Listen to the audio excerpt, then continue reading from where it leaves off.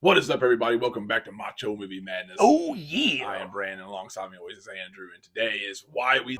What is up, guys? Welcome back to the channel. Today we are talking why we love Death Wish 3. We're going to review and talk about that a little bit for you. Which is a silly question, because why wouldn't you? Well, exactly. And you might think to yourself, why isn't this on Warehouse B? Right. Well, it's just too fucking good for that. Yeah. I mean, really, it really is. Yeah. It is one of the funnest, craziest action films that I have ever seen in my entire life. Dare I say it, this might be my favorite canon film. You know, it's this or Firewalker. Yeah. Man, they're really close, but yeah, this is definitely it's a canon film, and it feels like a canon film. It's down and dirty. Yeah, for sure. Just wild and crazy. What year was this made? 1985. 85. That's what I was thinking. And what was the budget on this thing? $9 million. It made 16. Wow. So didn't do very well. Nah, not as well as. But being a canon film, it probably didn't get too wide of a release. Yeah. So. Yeah, and it's such a far cry difference from Death Wish 1 and 2. Really. This is where they really kick things into gear, and it just gets crazy. Yeah, it's basically a live action cartoon. It's kind of the Roadrunner with guns. 100%. When you think about it, just the wildness and wackiness in this thing. Yeah, the dialogue's crazy. Like the characters are insane. He kills a ton of people in this movie. I mean, a ton of people. Just these people are just raiding this community, and of course they're in like the slums of. I guess it's supposed to be New York. Yeah. So the opening scene's actually New York. I believe everything after that is London. Yeah, so that's what's shot in London. Yeah, it cracked me up when I was watching this last night. I noticed the block that they live on, the roads aren't even paved. They're dirt. They're just dirt. So that's not New York. That's City. definitely not New York City. So what I find fascinating in these movies, especially this one here, and kind of is it's all of them, is the amount of people that like poor women in this movie. Paper mache women in this movie. Like they die over a hangnail. Yeah, it seems like, and it's no different here. And it was the guy, the one that they said he was expired in the hospital. Oh yeah, that was Rodriguez's. Maria was her name. Yeah. I just don't. Like his woman died in a car accident. She looked like she was going 20 miles an hour down into an intersection. Yeah, Mrs. Davis. It's great. They go out and he parks at the top of this hill, and she gives him one last smile. And even if you didn't know better, you're like, yeah, she's dead. She's dead for sure. Yeah. And that scene that precedes it, where Fraker, the main bad guy, comes up and punches her in the face. I shouldn't laugh at that. No, but he just punches her right in the face. Puts the car in neutral and rolls it down the hill, where it explodes after going 30 miles an hour into an intersection. Yeah, and she's gone. Why? It's Death Wish. Yeah, exactly. That's the only thing explainable is it's Death Wish, and we had the men can kind of take a beating in this, but the women no. Like, what did she go to the hospital for? It was like a leg. She got raped, and so they call him on the telephone, and she's gonna be okay. She's got a broken arm. Yeah, and they get there. And and then he called for the checkup a little bit later, and I'm sorry, she's expired. She's expired. What?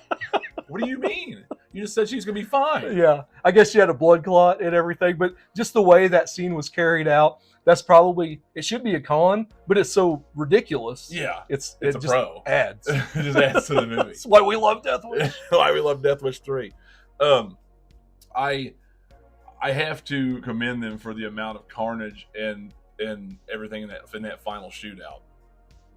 There's like these bad guys were they're on the rooftops, they're on stairwells, they're in the streets, they're inside apartment building windows, they're shooting out windows and shooting out of the windows, and then you've got some random guy that's in a tree. Yeah, like he's firing. He's holding on to the tree branch. He's firing, and the cuts between each of these scenes are so vast and so quick. Yeah, that you're just like, what the fuck is going on? and it's so entertaining, so laughable because it's just one ridiculous thing right after the other. And the cop, and I can't remember his name. Who's Ed Lauder's the actor's name. Yeah, Shriker is his name in the movie. And they've got this thing going on or whatever. But he shows up at the end and he shoots the bad guy to save Bronson. And I owed you that one, dude. Yeah. And Yeah, and then they convince to go down the street, just firing at rooftops, and Stryker is using his snub nose revolver, just firing like this as he's throwing bullets, Yeah. and he's killing them. They're running down the streets and just firing, people just flying off of rooftops. Yeah, and those crazy yell. Yeah, it's great. I'm sure the stuntman had a great time on this film. Oh, I would guarantee it. Yeah. The stunt coordinator had just been high as a kite. But yeah, total carnage. The bad guy, Gavin O'Hurley. Yeah, which is Dan's. Yeah, the old man from RoboCop and Connell Cochran. Connell Cochran from Halloween 3. It's his son. He's the main bad guy. Looks pretty menacing in this. Yeah, one of the ugliest dudes I've ever seen, especially with his hair carved right down the middle. Yeah, that shit on his face, the war paint or whatever on his face. His death, though. Oh, man. Yeah. Oh, man. Yeah, he thinks he's got him, too. They shoot him. He's got the bulletproof vest on. He gets up, and he's like, bulletproof vest, just like you. And he's got him dead to rights right there. But that doesn't stop Charles Bronson. Oh, no. No, he pulls out a friggin' RPG. Yeah, he just got this random rocket launcher that happens to be leaning against the wall and just fires, and he makes the ugliest face. Yeah, the insert cut there right before he dies is great. Yeah. We were talking about before we came on here about like Washington in Samurai Cop, how he should have been taking notes from Gavin O'Hurley in this movie. Yeah.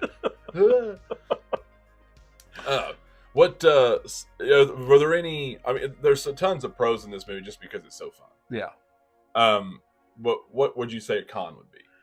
Do you find any cons in a movie like this? Do I find any cons? I don't know that I can. Not really. Honest. Yeah, I can, actually. The music was done by Jimmy Page of Led Zeppelin fame. And, of course, Brandon's not the biggest Zeppelin fan. I'm not, admittedly. I am a Zeppelin fan, but not a fan of his music in this movie. This was a mid-'80s movie. That opening scene where Bronson's coming into New York City, and we didn't really go over the plot. He's there to meet his friend Charlie, and then all this bad crap happens. That's your plot. Yeah, but it's not that big of a deal, really.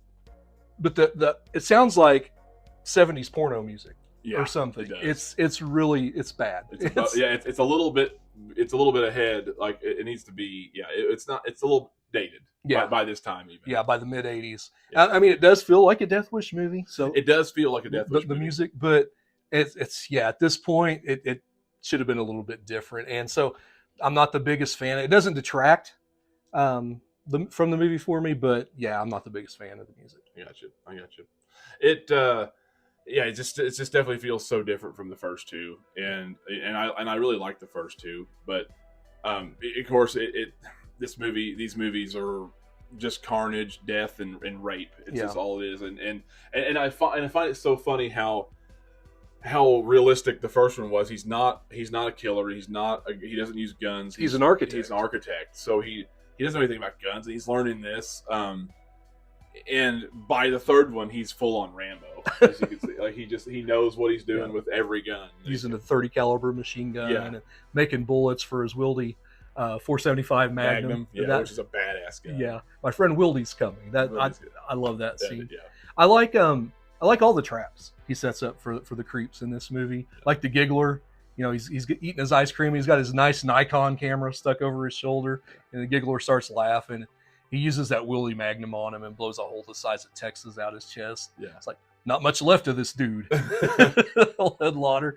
That was really good. I like the scene, the nice Jewish couple downstairs where they got this guy that keeps coming through their window, and he sets up the lever for the board to come up and hit him. Yeah. And they're having dinner, and the guy screams. He pulls the board back down. He's like, "What are those? Those are teeth." Just some great setups, and the payoffs were really good. Yeah, they did the same thing with a board and a knife too, where they stepped on the board and brought the deal up. But another one of my favorite scenes in that movie, just the amount of, like I said, just the amount of death is insane. He just kills them willy nilly in this movie. But these guys he was just eating dinner, and they were breaking into his car outside. And he's like, and so they're in there, they're pulling the stereo out and all this shit. They're under the hood, and he comes out. What's the problem? He's like, what? He's like, the car. What's the problem? He's like, man, well, fuck you or something. Yeah, like we're stealing this we're car. stealing this car. He's like, what's the deal? And he's like, well, it's my car. and he's like, you're fucking dead, dude. and he just pulls out a snub nose and shoots both of them, and then just walks back inside. Yeah, that's the best. As I said, the and no one cares. Like everyone's just killing each other in this movie. Yeah, if you can't watch Death Wish 3 and not have a good time, you probably need to reevaluate your stance. Everything, your life. Yeah. Like, yeah, you're a piece of shit.